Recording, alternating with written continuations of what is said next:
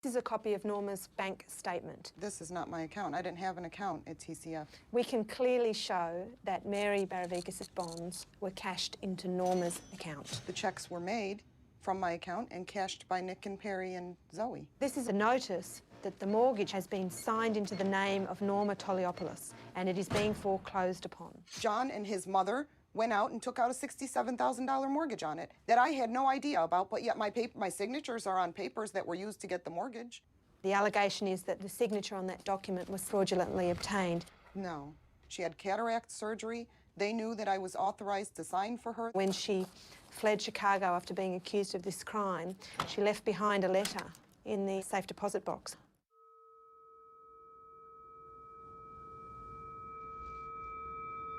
Oh, God. You'll probably find a stack of these. For Christ's sake. Can you read this that is, yeah, I fucked up. I signed the papers, I signed the bonds, I did it all, Norma. When I used to argue with John and beg him to just let me leave, I used to sign papers like this. I'd write them out, I'd be like, okay, here, look. I won't turn you guys in, I won't say anything. Here, I'll say it was all my fault, take this. Nobody was listening to anything I had to say anyway, so I figured, fuck it. The FBI contacted us to see what we could do, and Norma came to the office voluntarily for this meeting. I think that's how really cunning and kind of diabolical she is. I just wanted it to end, you know? I figured I'd give them their grand finale. Ooh, you know, they said she's this crazy fugitive on the run, you know? Let me give them what they're looking for. She did walk away that day. I have no idea why they did not detain her or charge her. I don't know. This paper alone is not enough to put me behind bars. They know I didn't do it. But why did you want to get arrested? Nobody was listening. Do you feel like people don't listen to you a lot?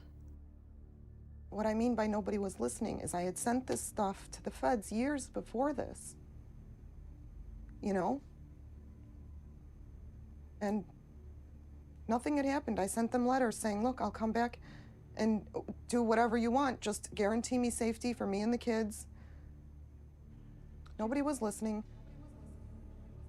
The whole world had prejudged me anyway. So what's the difference?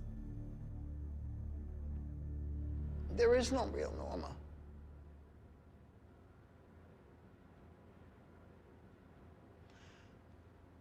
She's a con artist. Ms. Khouri has said that she saw the FBI and that the FBI do not want to arrest her. I can't comment on that. What I can tell you is that oftentimes the FBI conducts investigations of individuals and they do not know they're under investigation, and in fact that is usually the case. I wouldn't trust her as far as I could throw her. Well, let me tell you about the way she looked, the way she acted, the color of her hair. Her voice is soft and cool, her eyes are clear and bright, but she's not there.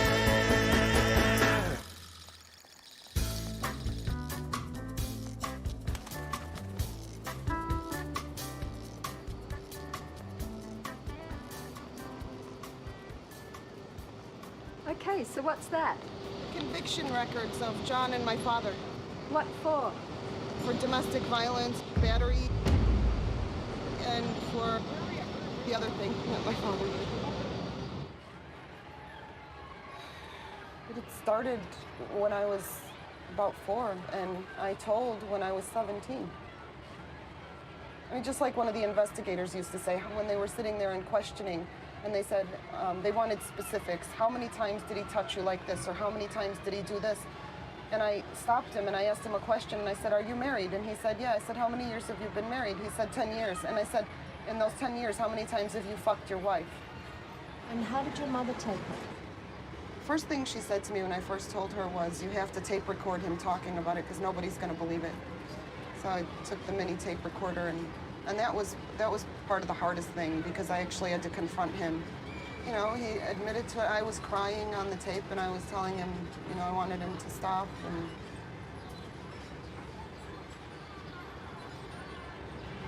he was saying he's sorry. I think you will agree with me when I say that the perfect family only exists within the realm of our own imaginations. During the year of 1974, my nightmare began. Although I didn't know it at the time, I was destined to be, for the next 14 years of my life, the victim of my father's sexual perversity. Adulthood slapped me in the face and forced my childhood to be put aside and forgotten as I was left to deal with problems only an adult mind could handle.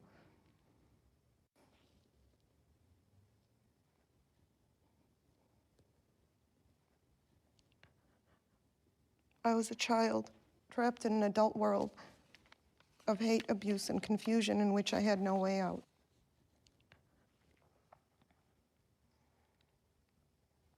Am I condemned to be tormented forever by the troubling memories of my past?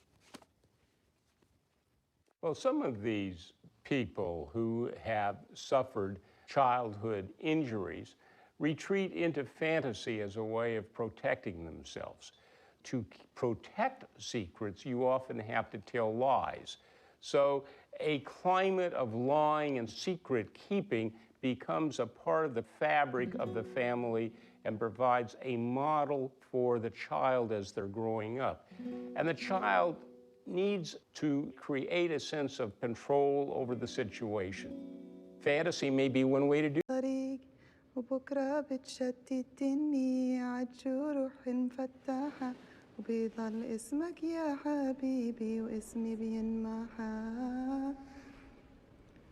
When I sing that song, it reminds me of Dahlia, because my name will eventually disappear, but hers is now immortalized. She is immortalized in the book.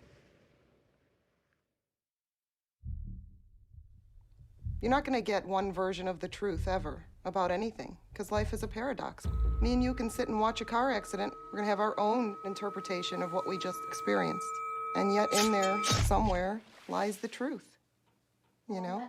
So, coffee? Yeah. I feel like coffee? Let's cut. Coffee.